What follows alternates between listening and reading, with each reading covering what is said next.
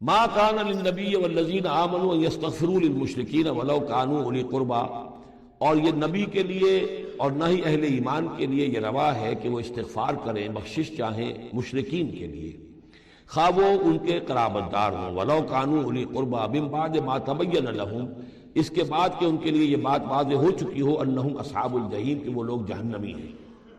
وما کان استغفار ابراہیم لابیہ الا عن موعدۃ وعدہا ایاہ، اور نہیں تھا استغفار کرنا ابراہیم کا اپنے والد کے حق میں مگر ایک وعدے کی بنیاد پر کہ جو انہوں نے اس سے کیا تھا جب گھر سے نکالا ہے باپ نے، یہ ہم سورہ مریم میں پڑھیں گے، تو اس وقت وعدہ کر کے نکلے تھے سأستغفر لک ربی انہ کان بی حفیہ، وہ وعدہ نبھاتے رہے، اور وہ نبھاتے اس لیے رہے کہ امید تھی کہ جب تک وہ زندہ تھا باپ کہ شاید اللہ تعالیٰ اس کو ہدایت دے دے اور یہ ایمان پر آ جائے، لیکن جب اس کی موت واقع ہو گئی تو انہوں نے استغفار بند کر دیا، اس لیے کہ اب ثابت ہو گیا کہ وہ در حقیقت کفر کے اوپر اڑا رہا اور موت جب واقع ہو گئی تو اب تو توبہ کا دروازہ بند ہو چکا۔ فلما تبین له انه عدو للہ، اور جب ان پر یہ بات روشن ہو گئی، واضح ہو گئی کہ وہ تو اللہ کا دشمن ہے، تبرأ منہ، تو ان سے تبری کیا، ان سے اعلان بیزاری کر دیا۔ ان ابراہیم لأواہ حلیم، یقیناً ابراہیم تو بہت نرم دل تھے اور بہت ہی حلیم متبع تھے۔ وما کان اللہ لیضل قوما بعد اذ ھداھم، اور یہ اللہ کی شان نہیں ہے، اللہ کا یہ طریقہ نہیں ہے کہ وہ کسی قوم کو گمراہ کر دے اس کے بعد کہ انہیں ہدایت دی ہو، حتی یبین لہم ما یتقون، جب تک کہ واضح نہ کر دے جس چیز سے بچنا چاہیے۔ یعنی جب تک یہ آیت قرآن میں نہیں اتری تھی، اگر کسی مسلمان نے اپنے کسی مشرک باپ یا ماں کے لیے دعا کی ہے تو اللہ نے اس کے لیے معافی کا اعلان کر دیا کہ چونکہ اس بات سے ابھی تک تمہیں آگاہ نہیں کیا گیا تھا کہ اہل ایمان کے لیے روا نہیں ہے کہ مشرکین کے لیے استغفار کریں، تو جب تک یہ حکم نہیں آ گیا تھا جو بھی اگر کسی نے کیا ہے تو اللہ تعالیٰ اس پر کوئی باس پرس نہیں کرے گا۔ ما کان اللہ لیضل قوما بعد اذ ھداھم حتی یبین لہم ما یتقون، جب تک کہ واضح نہ کر دیا جائے کہ ان چیزوں سے آپ کو بچنا ہے۔ ان اللہ بکل شیء علیم، یقیناً اللہ تعالیٰ ہر شے کا جاننے والا ہے۔ ان اللہ لہ ملک السماوات والارض، یقیناً اللہ ہی کے لیے ہے آسمانوں اور زمین کی بادشاہی، یحیی و یمیت، وہی زندہ رکھتا ہے، وہی موت وارد کرتا ہے۔ ما لکم من دون اللہ من ولی ولا نصیر، اور تمہارے لیے کوئی نہیں ہے، کوئی نہ حمایتی اور نہ کوئی مددگار اللہ کے سوا۔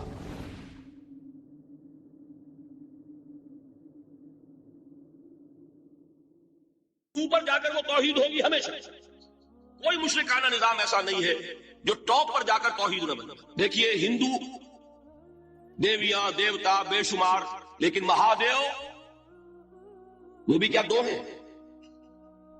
مہادیو وہ تو ایک ہے۔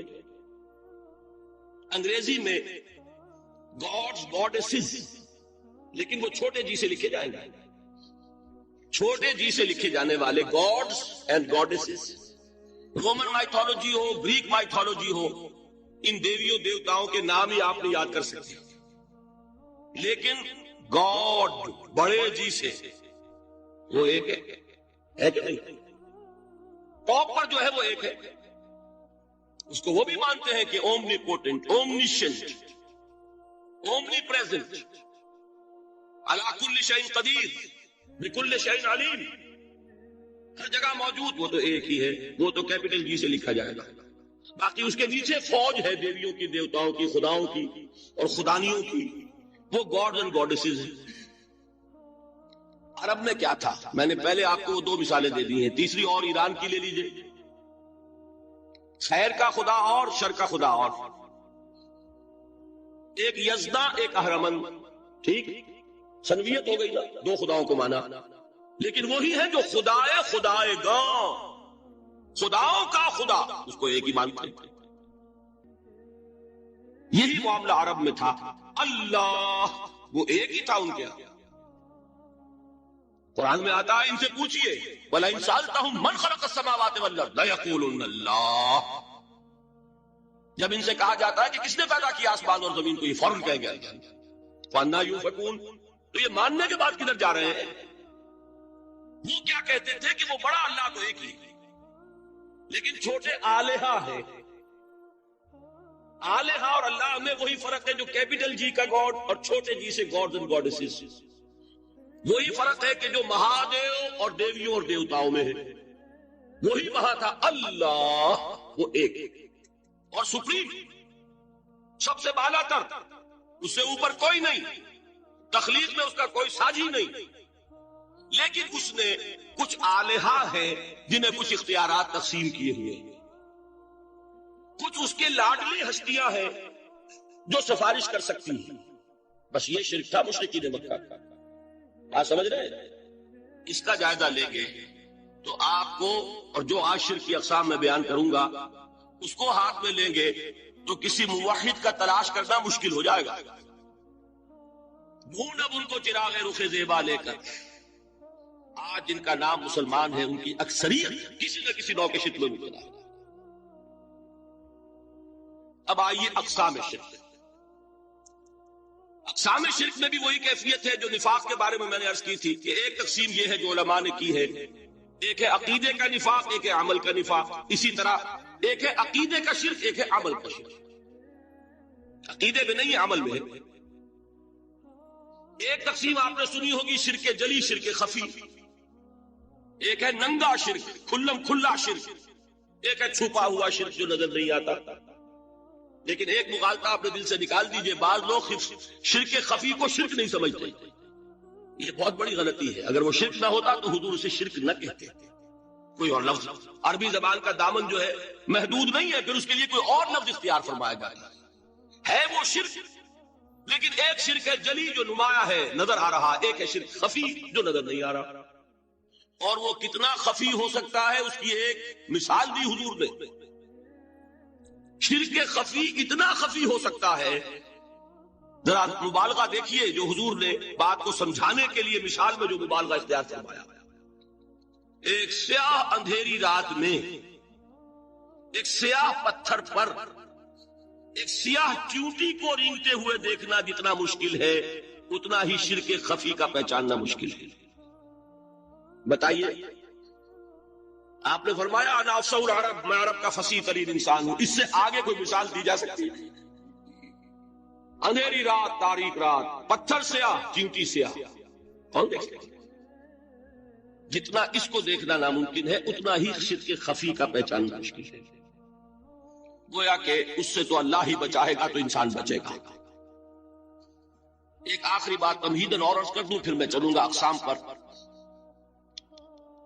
میری جو باتیں آپ کے سامنے آئی اس سے ایک منطقی نتیجہ نکلتا ہے، کوئی شخص اگر حقیقتاً شرک سے بچ جائے، واقعتاً شرک سے بچ جائے، ہر قسم سے بچ جائے، اس سے بھی اوپر کوئی انسان ہوگا۔ گویا کہ یہ آخری منزل ہے، یا یوں کہیے کہ جس شخص کے بارے میں اللہ تعالیٰ یہ مان لے کہ میرا یہ بندہ شرک سے بری ہے، اس سے بڑی سند کوئی ہے؟ دی ہائیسٹ ٹیسٹیمونیل، سب سے بڑی سند، سب سے بڑی تعریف جو بندے کی ہو سکتی ہے وہ کیا ہے؟ یہ مشرک ہے۔ یہی وجہ دیکھیے آپ قرآن مجید میں حضرت ابراہیم کے ذکر میں دیکھیں گے، ابراہیم کا مقام کیا ہے؟ خلیل اللہ، ابو الانبیاء، امام الناس، تین نسبتیں ہیں، تینوں بڑی عظیم۔ اللہ کے ساتھ نسبت کیا ہے؟ خلیل، اتخذ اللہ ابراہیم خلیلا۔ ابو الانبیاء، کتنے نبی ہیں ان کی نسل میں؟ اسحاق اور اسماعیل سے چلیے، پھر یعقوب اور یوسف، اور پھر چلیے موسیٰ اور ہارون، اور پھر چلیے سارے انبیاء بنی اسرائیل کے حضرت عیسیٰ، پھر یہاں تک کہ محمد رسول اللہ کس کی اولاد ہے؟ ابراہیم کی، ابو الانبیاء۔ اور نمبر 3، انی جاعلک للناس اماما، امام الناس۔ اور قرآن میں جو سب سے بڑی سند انہیں دی جاتی ہے وہ کیا؟ وما کان من المشرکین، ابراہیم مشرکین میں سے نہیں تھے۔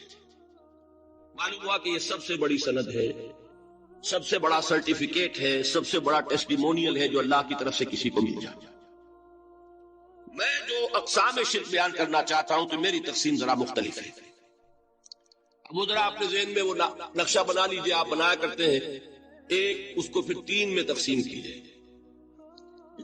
شرک کی 3 بڑی بڑی قسمیں ہیں۔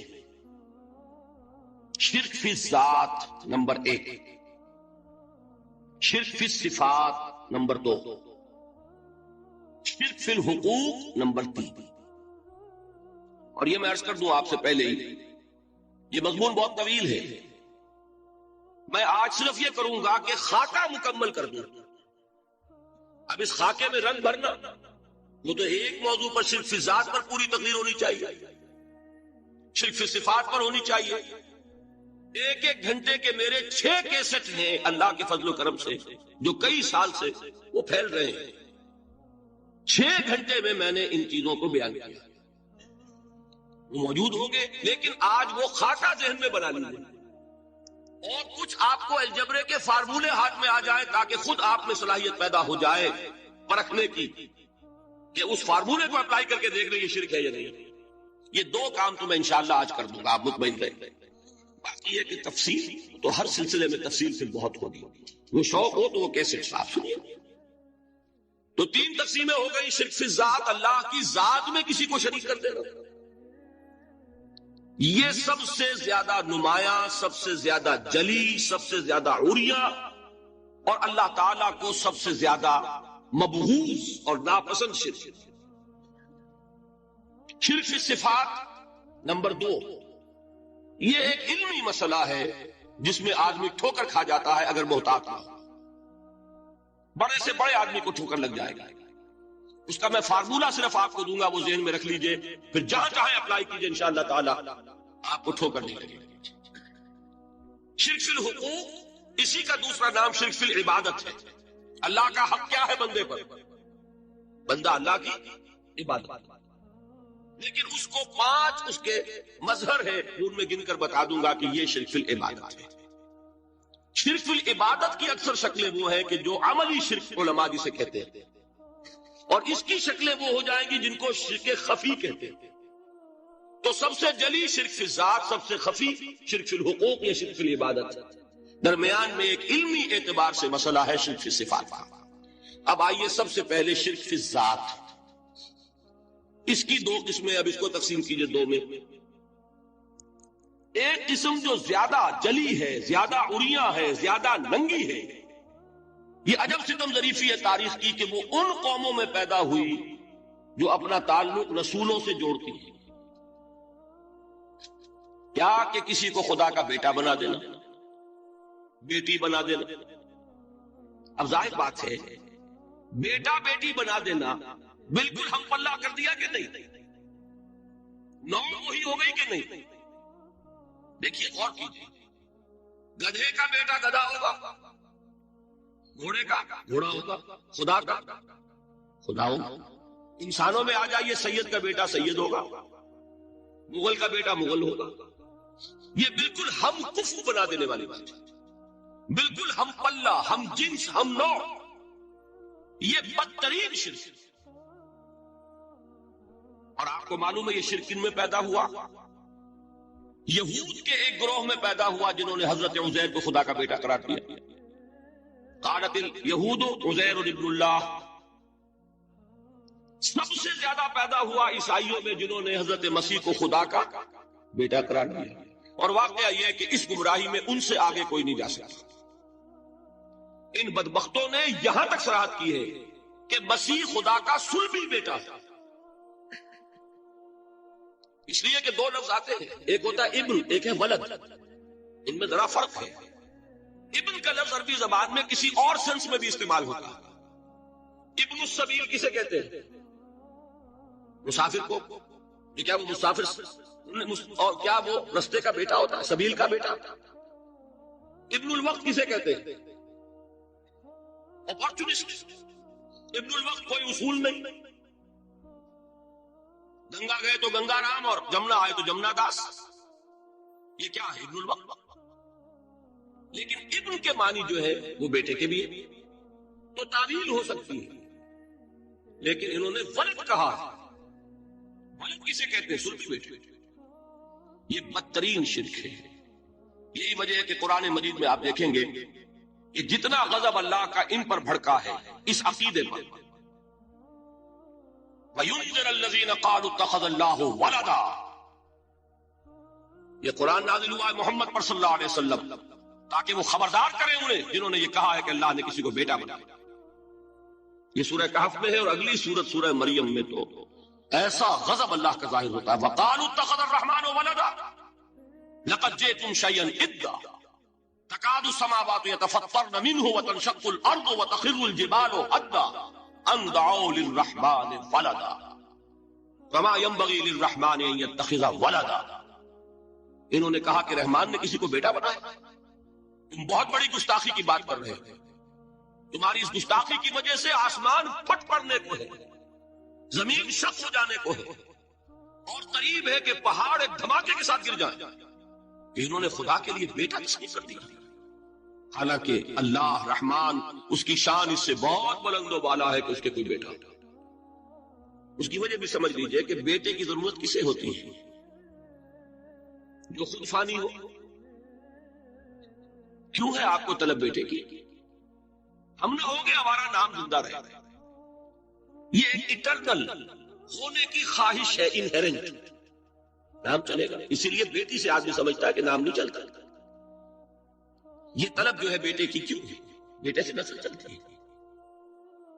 اس کی ضرورت کس کو ہے؟ جو خود فانی ہے. وما ينبغي للرحمن ان يتخذ ولدا, جو خود باقی ہے ہمیشہ کے لیے, اس کو کوئی احتیاج نہیں. آپ نے بات سمجھ لی؟ میں بہت مختصر بات کروں گا. اسی طریقے سے حضرت ابراہیم کی نسل سے تھے جو مکے کے لوگ اور عرب کے لوگ, بنی اسماعیل. جو موحد کامل تھا ابراہیم, جس کو اتنی مرتبہ سند ملی وما کان من المشرکین, ان کی نسل میں وہ لوگ تھے جنہوں نے فرشتوں کو خدا کی بیٹیاں بنا دیا. یہ جو ان کی دیویاں تھیں یہ مؤنث, لات, عزا, منات, یہ سب کیا مؤنث نام ہے. انہوں نے یہ کہا کہ فرشتے جو ہیں وہ خدا کی بیٹی. اصل میں عقیدہ کیسے ہوتا ہے؟ انہوں نے کہا بڑے لاڈلے ہیں, لاڈلی ہوتی ہے بیٹی بہت زیادہ, تو یہ خدا کی بیٹیاں. ہوتے ہوتے ان کا یہ عقیدہ ایسا پکا ہوا کہ بجائے استعارے کے اب انہوں نے حقیقت بنا دیا یہ خدا کی بیٹیاں. ان پر قرآن مجید نے کئی جگہ پر ذرا ایک لطیف انداز میں تنزیہ پیرائے میں بھی کہا ہے کہ بھائی تم نے خوب کیا. انہوں نے الاٹ کیا تو بیٹا تو کیا, تم نے اللہ کو الاٹ کی تو بیٹیاں کیا جو تمہیں خود پسند نہیں. الکم البنون, تمہارے لیے بیٹے, وَلَهُ الْبَنَاتُ, اور اس کے لیے بیٹے. یہ تو ذرا ایک لطیف انداز ہے, تنزیہ پر آیا ہے. لیکن ان تینوں کو اب آپ ایک جگہ کر لیجئے. بیٹا بیٹی قرار دینے کا شرک, یہ کیا ہے؟ شرک فی الذات, ہر اعتبار سے اللہ کا مثل بنا دینا, ہم کف بنا دینا, ہم پلہ بنا دینا, ذات میں شریک کر دینا. یہ بدترین شرک ہے. یہی وجہ ہے, دیکھیے قرآن مجید کی عظیم ترین سورت کون سی ہے؟ سورہ اخلاص, جو ایک تہائی قرآن کے مساوی حضور نے قرار دیا, جس کو سنو سے قرآن کے مساوی, وہ در حقیقت اسی شرک کی نفی پر ہے. قل هو اللہ احد اللہ الصمد لم یلد ولم یولد ولم یکن له کفوا احد.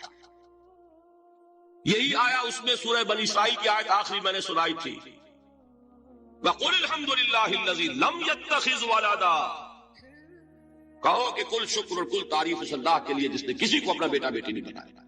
ولد دونوں پر جاتا ہے, اولاد جیسے آپ کہتے ہیں, اولاد بیٹا بیٹی شریک ہوتے ہیں, نہ اس کا کوئی بیٹا نہ اس کی کوئی بیٹی, نہ وہ جنا گیا نہ اس نے کوئی جنا. ایک قسم تو یہ ہوئی شرک فی الذات کی. دوسری قسم کیا ہے؟ یہ ان مذاہب میں ہوئی ہے جو نبیوں اور رسولوں کی طرف نسبت نہیں رکھتے بلکہ فلسفیانہ مذاہب ہیں. ہندوستان کے اکثر مذاہب فلسفیانہ ہیں. فلسفیانہ مذاہب میں یہ شرک فی الذات کس شکل میں پیدا ہوا؟ دو شکلیں پیدا ہوئی. ایک ہماؤست اور ایک حلول. حلول کیا ہے؟ اللہ نے کسی انسان کے اندر اپنے آپ کو حل کر دیا, انسانی شکل میں وہ خود ظاہر ہو گئے. اوتار کا عقیدہ, انگلش میں گاڈ انکارنیٹ. عیسائیوں میں بھی حضرت مسیح کو گاڈ انکارنیٹ بھی قرار دیا گیا. خود خدا نے یہ شکل اختیار کیا. رام چندر جی ہو, کرشن جی مہاراج ہو, کیا ہے یہ اوتار ہے. اللہ نے ان میں حلول کیا یا اللہ نے ان کی شکل میں ظہور کیا. سمجھ میں آ گیا؟ اور ایک عقیدہ کیا ہے یہ بڑا فلسفیانہ مسئلہ ہے، دیکھیے بڑا ٹیڑھا مسئلہ ہے یہ، لیکن میں اس وقت اس کی تفصیل میں نہیں جاؤں گا، بہت باریک باتیں ہو جائیں گی۔ مسئلہ کیا ہے کہ اگر خدا کو مان لے تو پھر سوال یہ ہے کہ خدا نے اس کائنات کو کیسے پیدا کیا؟ یہ ایک سوال آتا ہے ذہن میں، جس کے نہیں آتا وہ کہے گا پاگل پن ہے، خامخواہ اس پر کیوں سوچتے ہیں، لیکن جس کے ذہن میں سوال آ گیا اس کے لیے بڑی مصیبت ہو جاتی ہے۔ وہ تو سوچتا ہے، انسان کا اختیار نہیں ہوتا اپنے ذہن پر، وہ لاکھ روکے اسے مت سوچو، وہ اور سوچے۔ یہ مصیبت ہے فلسفی ہوتی، کیسے پیدا کیا؟ اب ایک تصور تو یہ ہے کہ جیسے یہ میز ہے، بڑھئی نے بنایا اس کو، بڑھئی علیحدہ ہے، میز علیحدہ ہے، لیکن اس میں یہ بات ماننی پڑے گی کہ پہلے کوئی چیز تھی جس سے میز بنائی، لکڑی تو تھی نا، اس سے میز بنائی۔ لہذا ہندوؤں میں ایک عقیدہ یہ ہے کہ خدا بھی قدیم، مادہ بھی قدیم، خدا نے اس مادے سے یہ شے بنا دی، مادے سے یہ بنا دی۔ کوئی مٹی کی تغاری ہوتی ہے، کمہار اس سے کوئی رکابی بنا دیتا ہے، کوئی وہ ہنڈیا بنا دیتا ہے، کوئی گھڑا بنا دیتا ہے، مٹی تو ہے نا پہلے۔ تو مادہ بھی قدیم، خدا بھی قدیم، اور مادے سے خدا نے یہ شکلیں بنا دی۔ ٹھیک، یہ بھی سنویت ہو گئی، توحید تو ختم ہو گئی۔ تو جن لوگوں کا ذہن تھا توحیدی، لیکن اس مسئلے میں الجھ گئے، انہوں نے ایک اور شکل تجویز کی کہ خدا خود ہی اس شکل میں تبدیل ہو گیا۔ کیسے؟ جیسے برف پگھلتی ہے تو پانی بن جاتا ہے۔ پانی کہاں سے آیا؟ برف سے۔ اب کوئی پوچھے برف کہاں ہے؟ بھائی یہی پانی ہے، یہی برف ہے یا نہیں؟ اسی پانی کو آگ کے اوپر آپ نے رکھ دیا، وہ بھاپ بن گئی۔ اب آپ کہیں برف کہاں ہے، پانی کہاں ہے؟ یہی بھاپ جو ہے یہی در حقیقت پانی ہے، یہی بھاپ جو ہے یہی برف ہے۔ یہ ہے وہ ہماؤس پینتھیزم جس کو انگریزی میں کہتے ہیں، کہ خود خدا نے روپ دھار لیا اس کائنات کا۔ یہ دو فلسفے ہیں۔ کیا ہے یہ؟ بدترین شرک۔ پہلی، اگر شکل ہے تو وہ انسان خدا قرار پا گیا، جس کو اوتار مانا وہ خدا ہو گیا کہ نہیں؟ اور دوسری شکل میں تو ہر چیز ہی خدا ہے، یہ بھی خدا، یہ بھی خدا، پتھر بھی خدا، درخت بھی خدا، ہر چیز خدا۔ اس لیے کہ وہ برف پگھلی ہے تو پانی بنا ہے۔ وہ پانی چاہے زیر زمین آ رہا ہے، وہ پانی چاہے زمین کے اوپر دریا کی شکل میں آ رہا ہے، یا زمین میں سوتے چل رہے ہیں، پانی تو وہی برف ہے جو پہاڑوں پر ہمالیہ پر پڑا ہوا ہے، وہی پگھل رہا ہے، یہ کچھ بن رہا۔ یہ ہے شرک فی الذات کی دوسری قسم جو دنیا میں رہی، پینتھیزم اور انکارنیشن، یا حلول اور ہماؤس۔ سمجھ میں آ گیا؟ اب میں ایک بات آپ سے عرض کروں گا، اللہ کا اس امت پر بہت بڑا فضل ہے جس کا آپ کو شکر ادا کرنا چاہیے۔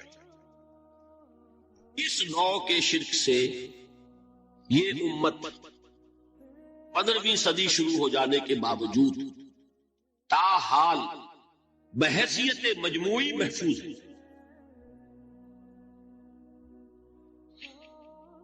میں نے بحیثیت مجموعی کہا ہے، کوئی افراد یا عوام الناس یا جوہلاء یا شعراء یا نعت گو وہ مبالغہ آرائی میں کوئی بات کہہ دیتے ہو تو وہ علیحدہ بات ہے، لیکن مسلمانوں میں کوئی مستند فرقہ اور اس کے جو مستند عقائد ہیں ان میں الحمدللہ آج تک ایسی کوئی چیز شامل نہیں۔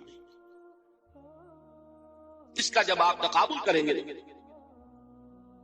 آپ کا کیا خیال ہے عیسائیوں کو حضرت مسیح سے کتنی محبت تھی؟ اس کا تقابل کیجئے جو محبت مسلمانوں کو رہی حضور کے ساتھ۔ عیسائیوں کی محبت عشر عشیر نہیں بنے گی، اس محبت کے باوجود کہ ہمیں 10 گنا 100 گنا 1000 گنا زیادہ محبت ہے حضور کے ساتھ، لیکن دیکھیے کہ انہوں نے خدا کا بیٹا بنا دیا۔ یہاں کسی نے حضور کے بارے میں یہ بات آج تک کہی؟ یہ بہت بڑا کنٹراسٹ ہے۔ یہ در حقیقت عقیدت اور محبت کا غلو ہوتا ہے، تو عقیدت اور محبت کی کمی تو یہاں بھی نہیں، الحمدللہ ان سے زائد ہے، لیکن الحمدللہ ثم الحمدللہ ثم الحمدللہ خدا کا بیٹا تو کسی نے نہیں بنایا۔ اچھا میں ایک اور کنٹراسٹ آپ کو دکھاتا ہوں تاکہ آپ اللہ کا شکر کریں۔ حضرت علی کی کیا نسبت ہے حضور کے ساتھ؟ نبی اور امتی۔ حضرت علی کو خدا کہنے والے پیدا ہوئے کہ نہیں؟ بتائیے نا، کیا وجہ ہے کہ علی کو خدا کہنے والے پیدا ہوئے لیکن محمد کو خدا کہنے والا پیدا نہیں ہوئی صلی اللہ علیہ وسلم رضی اللہ تعالی عنہ؟ بہت اہم بات ہے، غور کیجیے گا۔ حالانکہ حضرت علی کا رتبہ کہاں، حضور کا کہاں؟ آج بھی آپ دیکھیے، آپ کے جاہل عوام کے زبان پر نعرہ یا علی مدد کا ہوتا ہے، یا محمد مدد کسی نے کہا آج تک؟ یہ یا محمد لکھنے کے کام آتا ہے صرف، وہ مسجد پہ لکھ دو تاکہ پتہ چل جائے یہ فلاں فرقے کی مسجد ہے، دوسرا خود ہی بھاگ جائے بس۔ یہ صرف اس کام کے لیے ہے۔ باقی جہاں اصل میدان میں بات آتی ہے، کوئی نعرہ لگاتا ہے یا محمد مدد، محمد کا رتبہ اونچا یا علی کا، تو ان سے کیوں نہیں مدد مانگی؟ یہ سوالات آپ کے سامنے رکھ رہا ہوں۔ پھر یہ کہ جس طریقے سے کہ غوث اعظم کو پکارا جاتا ہے، کیا محمد کو پکارا جاتا ہے؟ کیا نسبت ہے؟ حضرت علی تو پھر بھی صحابی ہے، خلیفہ چہارم ہے، حضور کے چچا داد بھائی ہے، داماد ہے۔ غوث اعظم تو بہرحال وہ نسبت تو نہیں ہے۔ دیکھیے، میں اس کا تعلق جوڑتا ہوں ختم نبوت سے۔ جس طرح اللہ نے خصوصی حفاظت فرمائی ہے قرآن کی، اسی طرح خصوصی حفاظت فرمائی ہے محمد رسول اللہ۔ یہ اسپیشل پروٹیکشن ورنہ نہیں ہو سکتی تھی، یہ خصوصی تحفظ ہے اللہ۔ یہاں بگاڑ پیدا ہو جائے تو صحیح کون کرے گا؟ حضرت مسیح کی اصل حقیقت تو حضور نے آگے بتا دی۔ ذالک عیسی ابن مریم قول الحق الذی فیہ یمترون ما کان للہ ان یتخذ ولدا سبحانہ۔ یہ حضور نے آ کر حضرت مسیح کی حقیقت بیان کر دی کہ نہیں؟ سورہ مریم کی یہ آیات سنی تھی نجاشی رحمت اللہ علیہ نے جب حضرت جعفر ابن ابی طالب کی زبان سے، تو کیا کہا تھا تنکا اٹھا کر، خدا کی قسم جو ان آیات میں مسیح کا مقام بیان ہوا ہے، مسیح اس سے تنکا بھر بھی زیادہ نہیں۔ لیکن اگر محمد رسول اللہ کو خدا کا بیٹا بنا دیا گیا ہوتا یا خدا بنا دیا گیا ہوتا تو کون آتا اس کی اصلاح کا؟ جیسے قرآن مجید کا تحفظ ہے، ایسے ہی محمد رسول اللہ کا تحفظ ہے۔ وہ تحفظ ہوا کیسے ہے؟ جتنا قرآن مجید نے ایمفیسائز کیا حضور کی بشریت، قل انما انا بشر مثلکم، اے نبی ان کو بتاتے رہیے، بار بار بتائیے کہ مجھے کچھ اور نہ بنا لینا، میں بھی بشر ہوں، انسان ہوں۔ ہاں مجھ پر وحی ہوتی ہے، تم پر نہیں ہوتی، یہ فرق ہے۔ میں رسول ہوں، تم نہیں ہو۔ یہ بات میں ذرا اور مسئلہ میں واضح کروں گا، ابھی صرف یہ نوٹ کیجئے کہ یہ تحفظ جو ہے، جیسے قرآن کو تحفظ دیا لیکن اس کے لیے ذرائع بھی ہے نا۔ یہ حفظ قرآن کا سلسلہ جو ہے یہ اس کا ذریعہ بنا، یہ رمضان میں تراویح جو ہے اس کا ذریعہ بنی۔ ہمارے ملکوں کے اندر تو حفاظ کو مسجدیں نہیں ملتی، تلاش کرتے پھرتے، اور ایک جیسا کہ اینوئل جشن ہوتا ہے قرآن مجید کا، ہر حافظ اپنا حفظ دادا کر رہا ہے، حفاظ لگے ہوئے ایک دوسرے کے ساتھ دادا کرنے میں۔ یہ ذریعہ ہے اللہ تعالیٰ نے کہ جس کے ذریعے سے قرآن کو محفوظ کیا۔ تو حضور کو جو حفاظت دی اس کا ایک طریقہ کیا ہوا؟ قرآن مجید میں حضور کی بشریت کا نمایاں کرنا، اور دوسرا یہ کہ خود حضور نے ایسی باریک بینی سے روکا۔ یہ بھی آپ کو پسند نہیں تھا کہ میں آؤں تو تم کھڑے ہو جاؤ۔ سنا آپ نے؟ صحابہ آپ روکتے تھے۔ ایک صحابی کی زبان سے نکل گیا ما شاء اللہ و ما شئت، جو اللہ چاہے اور جو آپ چاہیں، فوراً ٹوک دیا اجعلتنی للہ ندا، کیا تم نے مجھے خدا کا مد مقابل بنا دیا؟ مشیت صرف اس کی۔ یہ روک ٹوک، یہ وہ چیزیں ہیں کہ جس کی بنا پر اللہ نے تحفظ رکھا۔ یہ جو آپ نے فرمایا میری قبر کو اسی جلسے اور جشن کا مرکز نہ بنا لے، فرمایا کیا فرمایا؟ اللہ تعالیٰ لعنت فرمائے بنی اسرائیل پر کہ انہوں نے اپنے نبیوں کی قبروں کو تو میلہ گاہ بنا۔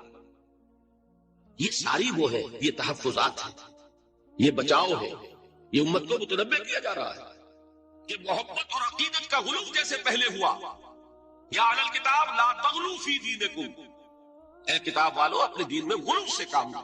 یہ غلو محبت، غلو عقیدت ہے جس کی بنا پر وہ خدا کے بیٹے بنا دیے گئے، اور اگر وہ ہوتا یہاں اللہ کا نہ معلوم اللہ کے برابر کس طریقے سے حضور کو بنا دیا جاتا، لیکن قرآن نے خود حضور نے اس کی پیشگوئی کی، جس کا ظہور ہم دیکھ رہے ہیں کہ اللہ کے فضل و کرم سے یہ امت تا حال بحیثیت مجموعی محفوظ ہے۔ البتہ دیکھیے شاعروں کی باتیں اور ہوتی ہیں، اور عوام کی اور واعظوں کی اور نعت گوؤں کی باتیں جو ہے وہ اور۔ میں جس چیز کی نفی کر رہا ہوں وہ علماء کی بات ہے۔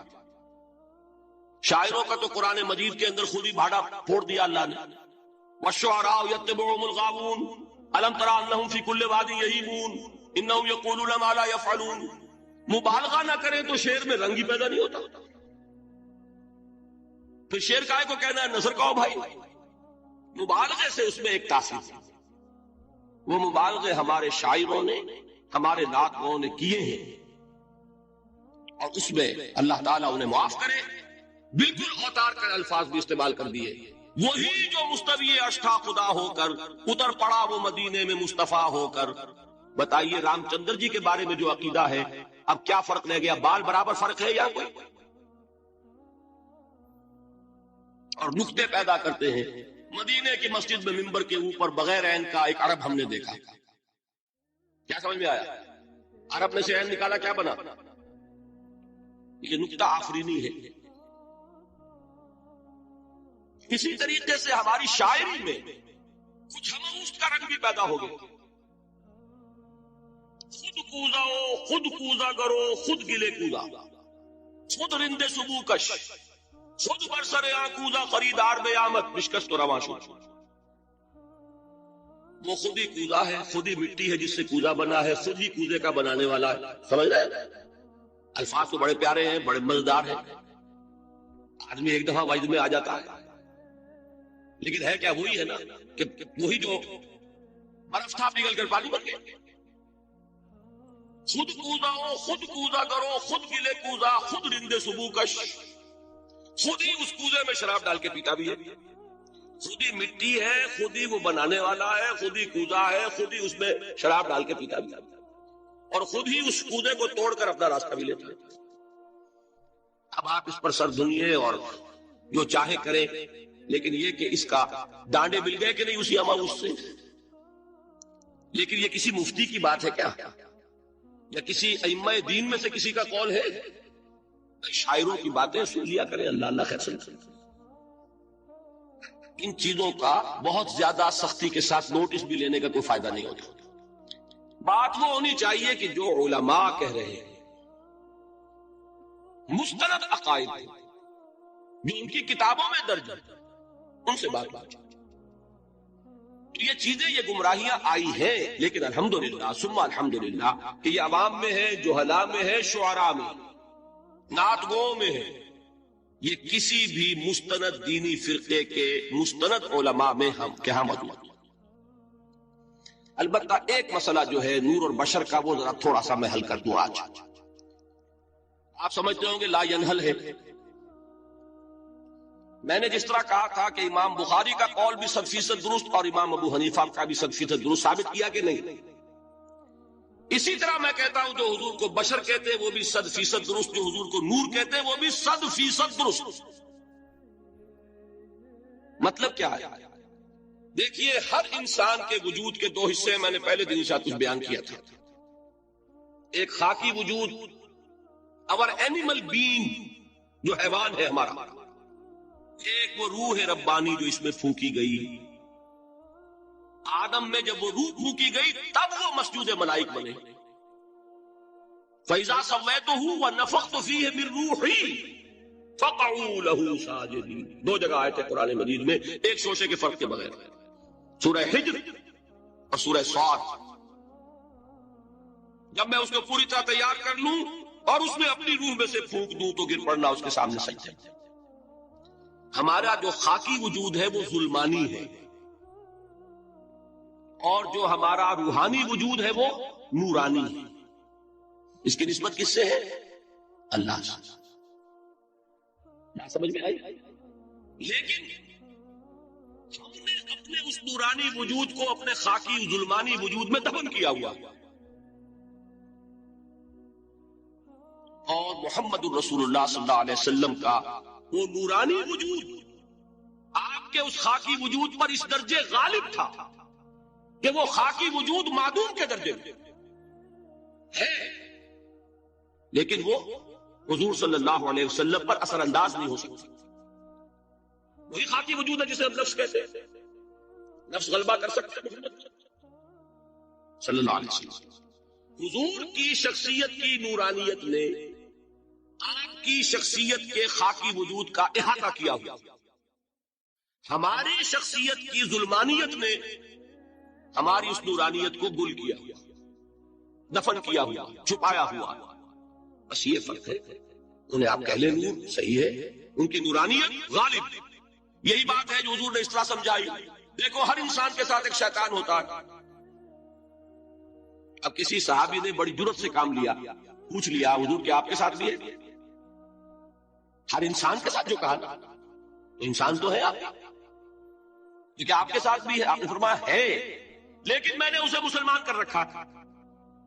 بات ختم ہو گئی، نفی نہیں ہے، وہ میرے تابع ہے، میرا مطیع ہے، مجھے غضب نہیں پہنچا سکتا، ہے تو صحیح، لیکن نہ ہونے کے درجے میں آ گیا کہ نہیں؟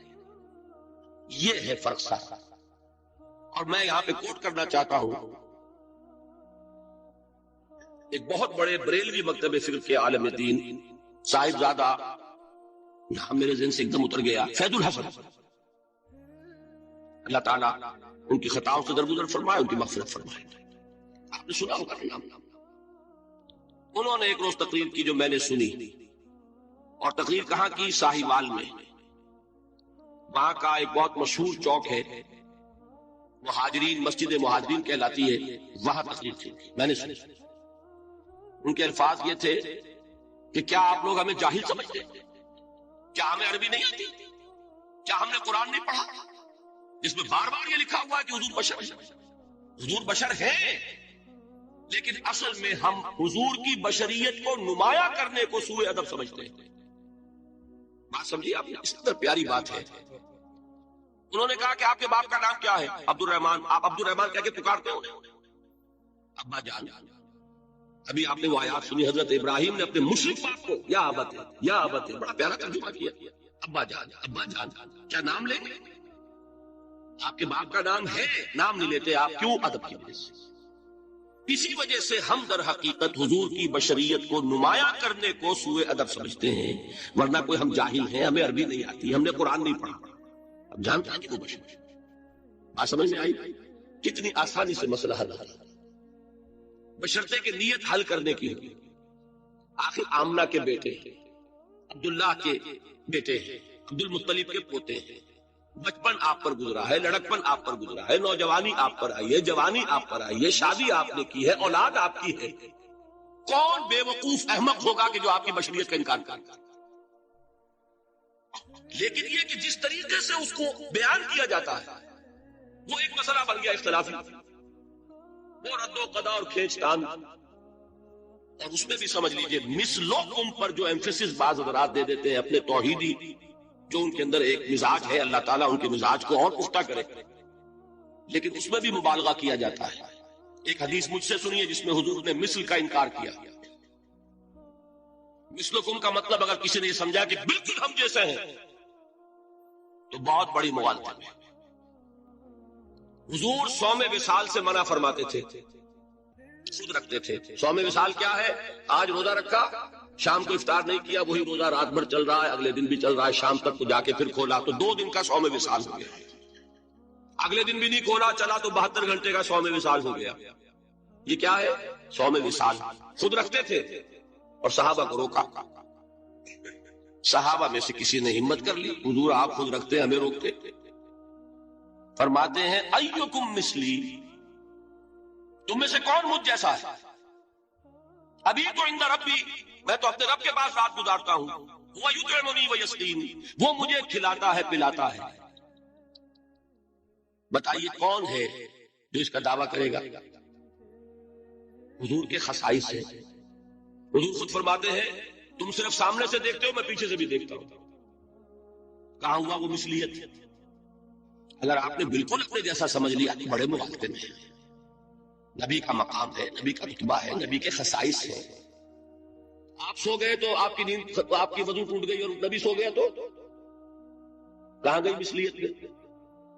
مثل اس معنی میں ایک بشر ہے، نسل آدم سے ہے، اس میں کوئی شک نہیں.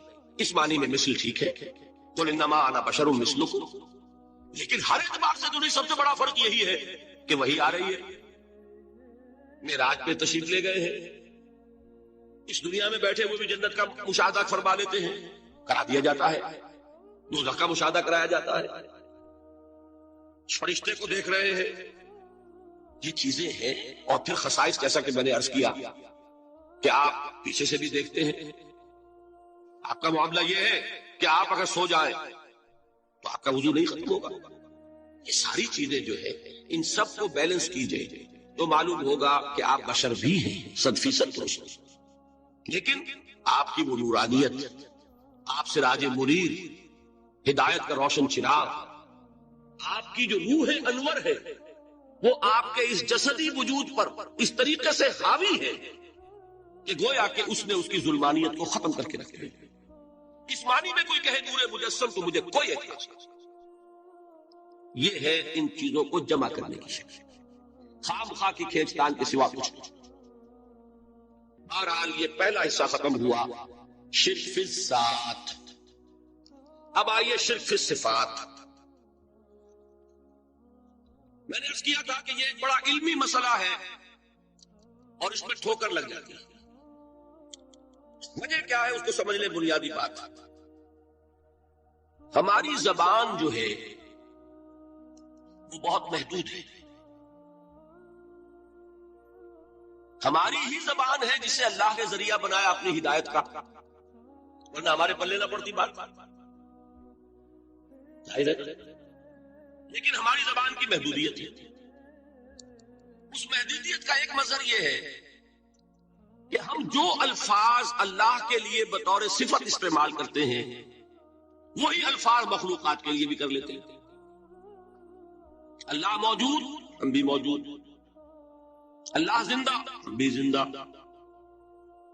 اللہ علیم، تو انسان علیم بھی علیم نہیں، علامہ بھی ہے کہ نہیں؟ یہ تو بڑا مبالغے کا لفظ ہے. انسان علامہ ہے. اللہ دیکھتا ہے، بصیر ہے، ہم بھی بصیر ہے. اللہ سنتا ہے، سمیع ہے، ہم بھی سنتے ہیں. اللہ کو قدرت حاصل ہے، کچھ ہمیں بھی حاصل ہے. ایک مکہ مارا تھا حضرت موسیٰ نے، جان نکال دی تھی کہ نہیں؟ ہے نا کچھ نہ کچھ. اللہ چاہتا ہے، ہم بھی چاہتے ہیں. اسی دیکھیے چاہت میں وہ ہو گیا تھا جس پر روک دیا حضور نے. ماشاء اللہ وما شئت اجعلتنی للہ ندا، کیا تم نے مجھے اللہ کا مد مقابل بنا دیا؟ دھوکہ ان الفاظ کے اشتراک کی وجہ سے لگتا ہے. بات سمجھ میں آئی؟ اب اس میں فارمولہ میں نے عرض کیا تھا کہ ایک نوٹ کر لیں تو مسئلے سارے حل ہوتے ہیں.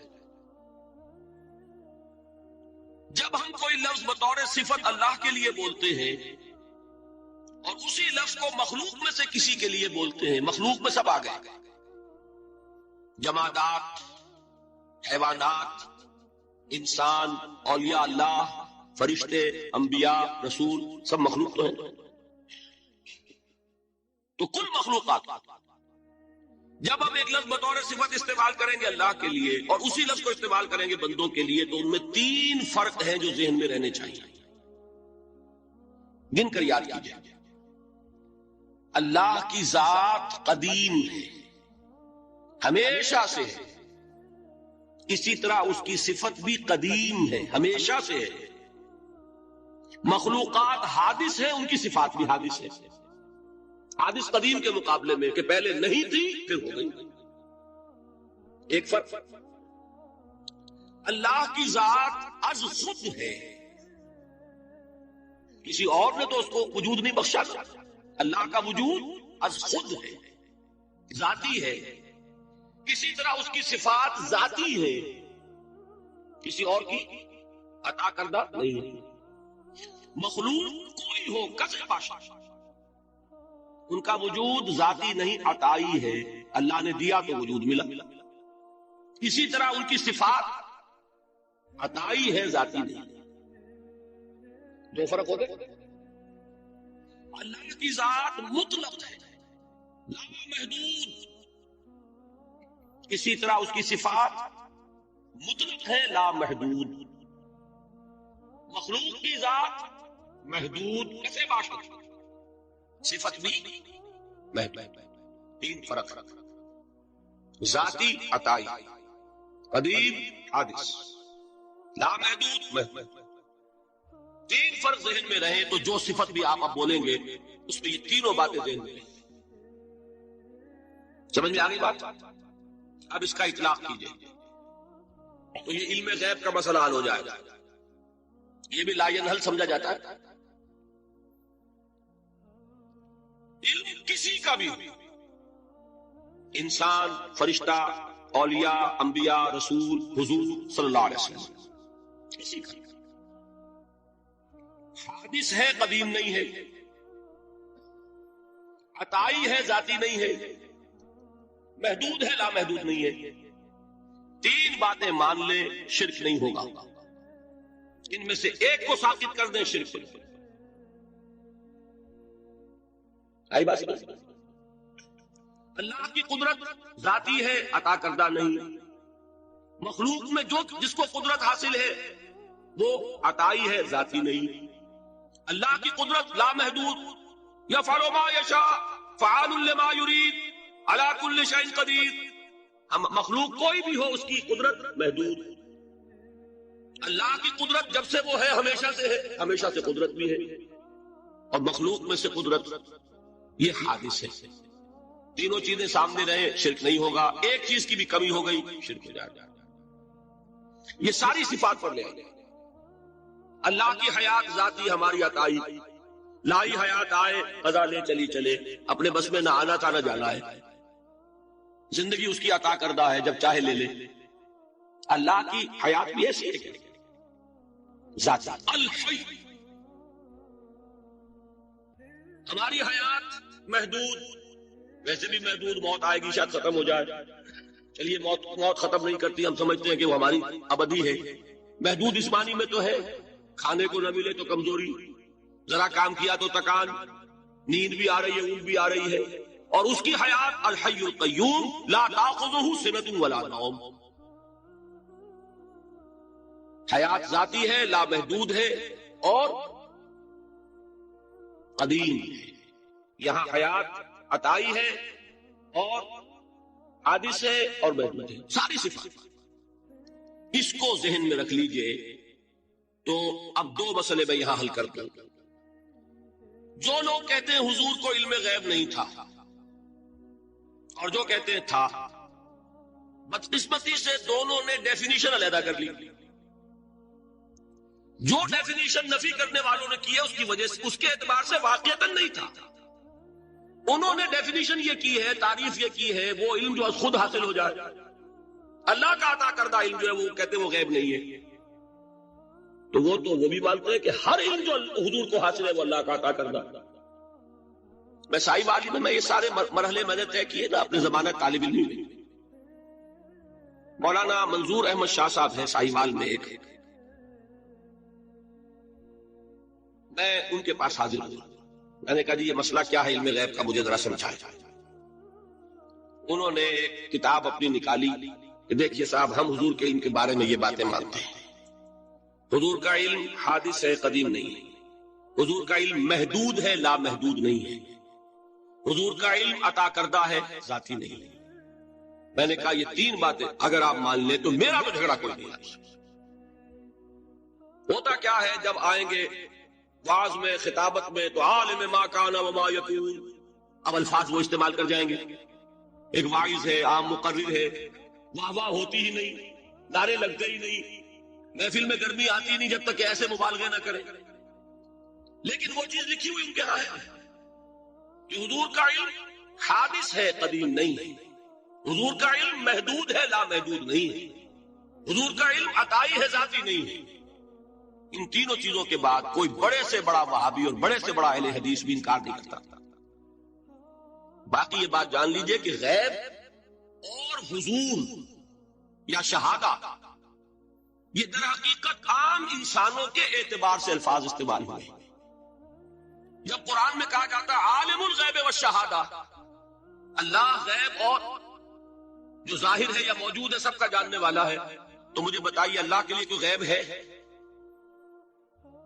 اللہ کے لیے کوئی شے غیب ہے؟ تو کیوں کہا جا رہا ہے عالم الغیب والشہادہ؟ وہ ہمارے اعتبار سے کہا جا رہا ہے، جو تمہارے لیے غیب ہے اللہ اس کو بھی جانتا ہے، اور جو تمہارے سامنے اللہ اسے بھی جانتا ہے۔ اللہ کے لیے تو کل شہادہ ہے، کسی شے کا لا يعزب عنه مثقال ذرة في السماوات والارض، آسمانوں اور زمین کا ایک ذرہ بھی اس سے غائب نہیں ہوتا۔ غیب کا وجود کیا اللہ کا؟